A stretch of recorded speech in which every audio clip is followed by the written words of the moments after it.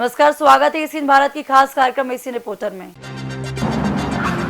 मध्य प्रदेश सहित भारी बारिश हो रही है, जिसका असर खाचोत में भी देखने को मिला है। खाचोत में भी पिछले 2 दिनों से भी बारिश हुई थी और जहां नदी नाले उफान पर आ गए थे और पूरी खाचोत शहर के अंदर सड़कों पे पानी भर गया है। एक पूरा नगर जो है तालाब की तरह बन चुका है। जो इसमें भारी बारिश का अलर्ट जारी किया था, जिसका असर देखने को मिला है। पिछले 2 दिन से लगातार क्षेत्र में बारिश हो रही है। खाचोत में भी पिछले 2 दिनों से जो बारिश हुई है, जिसका असर शहर की जो गलियों और सड़कों पर देखने को मिला है। नगर का प्रमुख तालाब, प्राचीन तालाब नीलकंठेश्वर मंदिर का तालाब है, वो भी पूरा लबालब भर चुका है। चारों तरफ से उसमें पानी आवक शुरू हो गई है और उसके जो मंदिर हैं, उसकी जो पेड़ियाँ हैं, वो भी पानी के अंदर डूब चुकी है। बारिश का असर खाचोत नगर सहित आसपास के ग्रामीण क्षेत्रों में भी देखा है। कल रात को पचलसी में भी पानी की अधिकता से नालों में एक कार बहती हुई बची।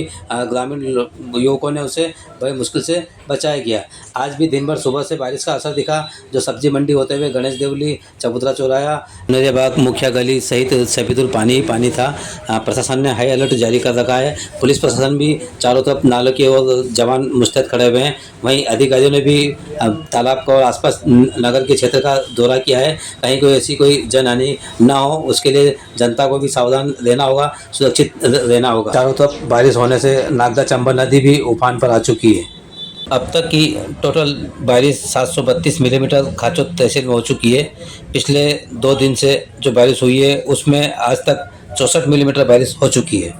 हमने देखा कि पूरे खाचोत शहर, मध्य प्रदेश शहर खाचोत शहर के अंदर भी भारी बारिश की संभावना और भारी बारिश को देखते हुए अधिकारियों ने भी दौरे किए हैं और सुरक्षा के इंतजाम में लगे हुए। कहीं कोई ऐसी कोई जनहानि ना हो, कोई दुर्घटना नहीं हो।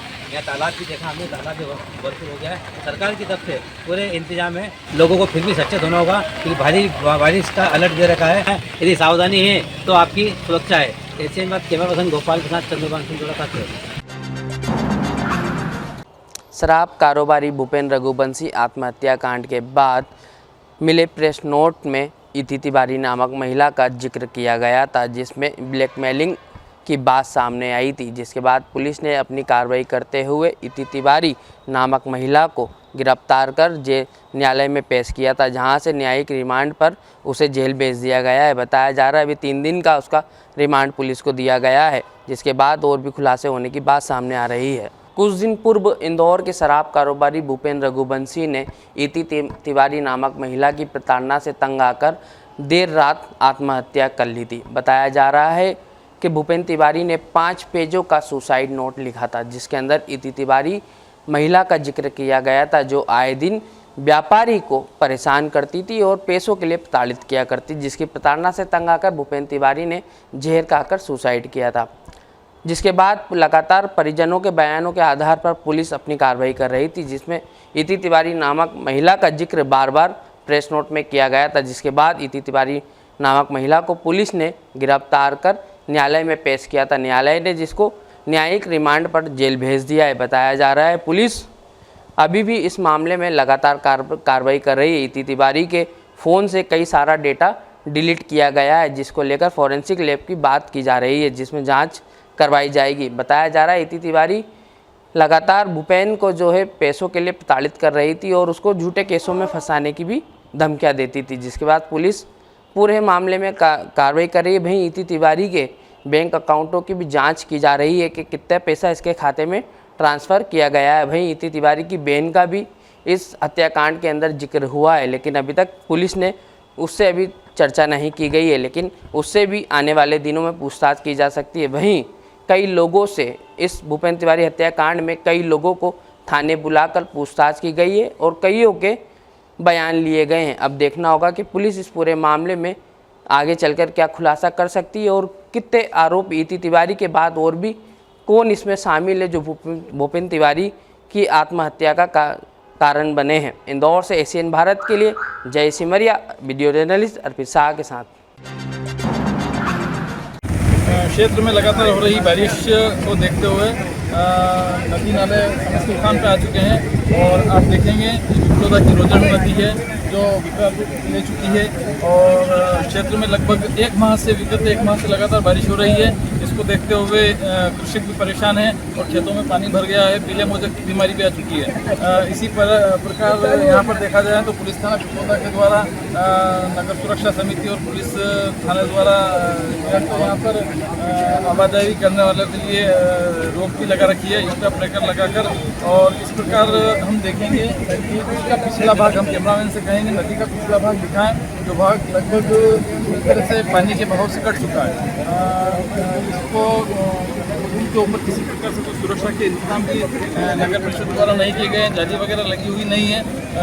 कभी भी कोई बड़ा हादसा घटित हो सकता है। कैमरामैन अदनान शेख के साथ Ejaz Shaikh, ACN Bharat news channel में आपका स्वागत है। आप देख रहे हैं एशियन भारत। जैसा कि आज संडे ऑन साइकिल रैली का आयोजन मध्य प्रदेश के रायसेन में किया गया है। इसका नेतृत्व रायसेन कलेक्टर अरुण कुमार विश्वकर्मा ने किया है और उनके साथ पुलिस कप्तान पंकज कुमार पांडे भी मौजूद हैं। हमारे दर्शकों को यहाँ पर बता दूं कि आज देश के महान सर्वकालीन पद्म भूषण मेजर ध्यानचंद जी का 120वां जन्मदिन है। उसको लेकर खेल और युवा कल्याण विभाग द्वारा ये आयोजन किया जा रहा है, जिसका समापन आज हुआ है। इसी के तारतम्य में इसी कड़ी में रायसेन कलेक्टर अरुण कुमार विश्वकर्मा और एसपी पंकज कुमार पांडे के नेतृत्व में संडे ऑन साइकिल रैली का आयोजन किया गया है। उन्होंने साइकिल चलाकर ये जो संदेश दिया है, करीब 1 घंटे के तक उन्होंने साइकिल चलाई और जो साइकिल रैली का आयोजन है पुलिस लाइन से शुरू हुआ और स्टेडियम तक पहुंचा है। और ऐसे में एक बहुत ही अच्छा संदेश रायसेन कलेक्टर अरुण कुमार विश्वकर्मा ने दिया है। उनका यही कहना है, आज उनके महान हॉकी खिलाड़ी के 120वीं जयंती के उपलक्ष्य में पूरे देश में ये कार्यक्रम आयोजित किए जा रहे हैं और इसमें एक संडे ऑन साइकिल रैली का आयोजन किया गया है। और इसमें मैं कह सकता हूँ यहाँ पे जो भागीदारी है छात्र छात्राओं ने और मैं खेल युवा कल्याण विभाग द्वारा ये कार्यक्रम किया गया है। छात्र छात्राओं ने सहभागिता की है और इसमें ज़िले के आला अधिकारी भी वहाँ पर पहुँचे हैं। और ऐसे में एक बहुत ही शानदार संदेश रायसेन कलेक्टर अरुण कुमार विश्वकर्मा ने दिया है। उनका यही कहना है कि हर संडे सप्ताह में एक बार 1 घंटे आप साइकिल चलाएंगे, ऑन साइकिल चलाएंगे तो आपका स्वास्थ्य पर्यावरण में ठीक रहेगा और ऐसे में एक बहुत ही अच्छा संदेश जाएगा और इससे जो खेल भावनाएं हैं उसको भी बढ़ावा मिलेगा। ये आपको बता दें, उन्हें जो संदेशा दिया है संडे ऑन साइकिल रैली निकाल कर, उसमें कई लोग वहाँ पर आला अधिकारी वहाँ पर मौजूद थे और उनका यही कहना है कि केंद्र सरकार द्वारा जो कई योजनाएँ चलाई जा रही हैं और ऐसे में स्वास्थ्य को लेकर भी उन्होंने आह्वान किया है। उनका यही कहना है, सप्ताह में एक बार हम सभी को साइकिल चलाना चाहिए।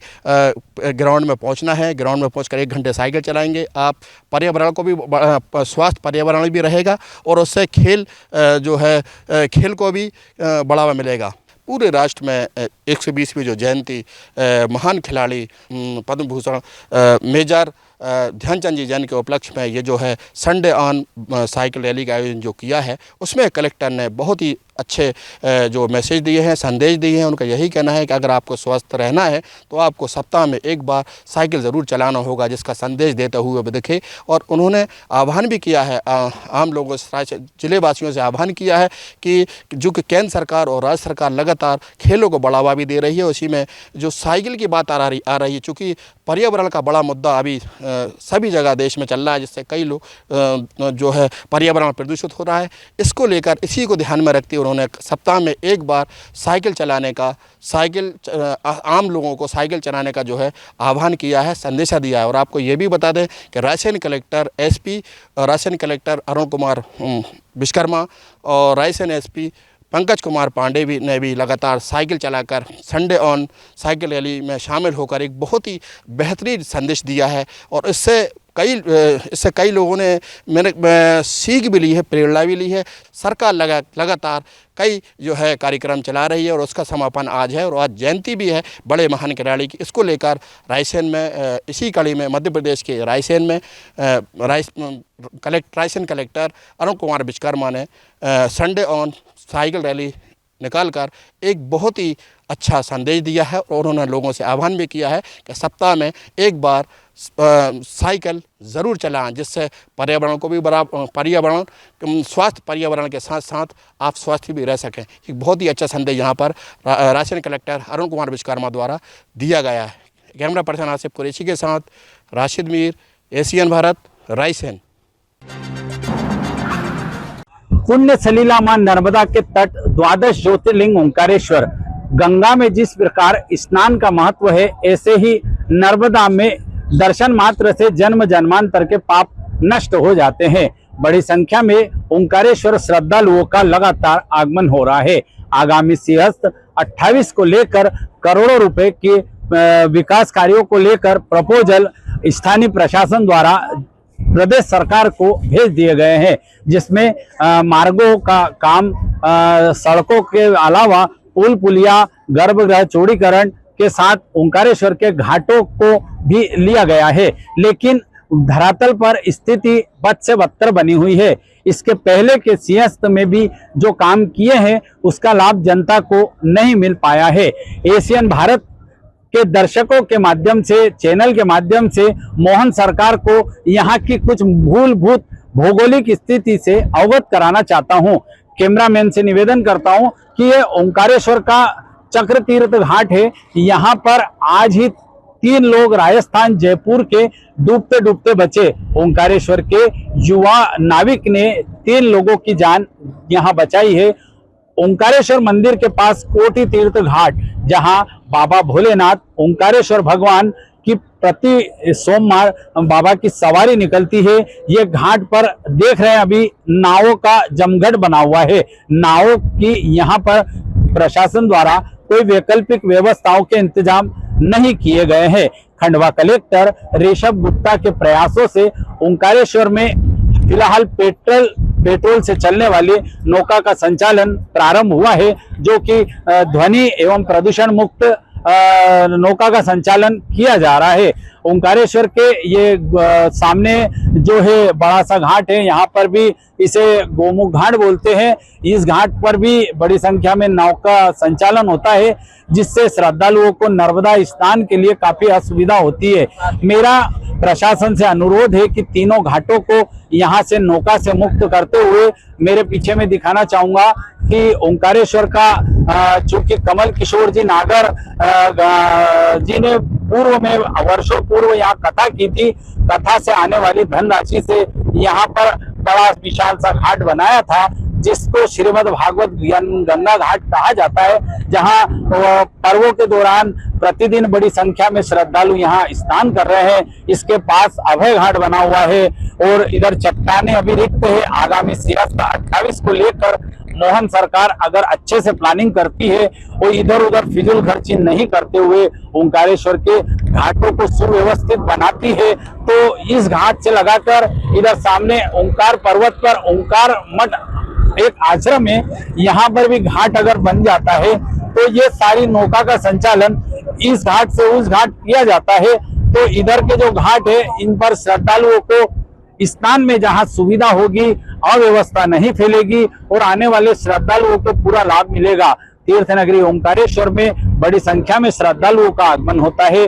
गर्भगृह छोटा होने के कारण काफी असुविधा का सामना करना पड़ता है। मूलभूत सुविधाओं का भी यहाँ पर अभाव बना हुआ है। ओंकारेश्वर में सिंहस्थ को लेकर जहां करोड़ों रुपए के पैकेज दिए जाएंगे, पर स्थानीय जनप्रतिनिधियों की राय शुमारी लेकर अगर विकास कार्य सही किए जाते हैं तो आने वाले श्रद्धालुओं को पूरा लाभ मिलेगा। ओंकारेश्वर में नौका संचालन की व्यवस्था पूरी तरह ध्वस्त है। घाटों की व्यवस्था पूरी तरह लचर है। चेंजिंग रूम नहीं है, महिलाओं को कपड़े बदलने के लिए उचित स्थान नहीं है। ओंकारेश्वर बांध परियोजना बनने के बाद घाट का लेवल कम ज्यादा होने के कारण डूबने की घटनाएं हो रही है। कई माएँ अपने असमय अपने गोदे सुनी कर रही है, तो कई महिलाओं की मांग उजड़ रही है, कई घटनाएं घटित हो रही है। बड़ा दुख का विषय है कि ओंकारेश्वर में भौगोलिक स्थिति को लेकर यहाँ का विकास मोहन सरकार को करने की आवश्यकता है। एशियन भारत के लिए ओंकारेश्वर से ललित दुबे। फिलहाल की एशियन रिपोर्टर में इतना ही। देखते रहिए एशियन भारत। नमस्कार।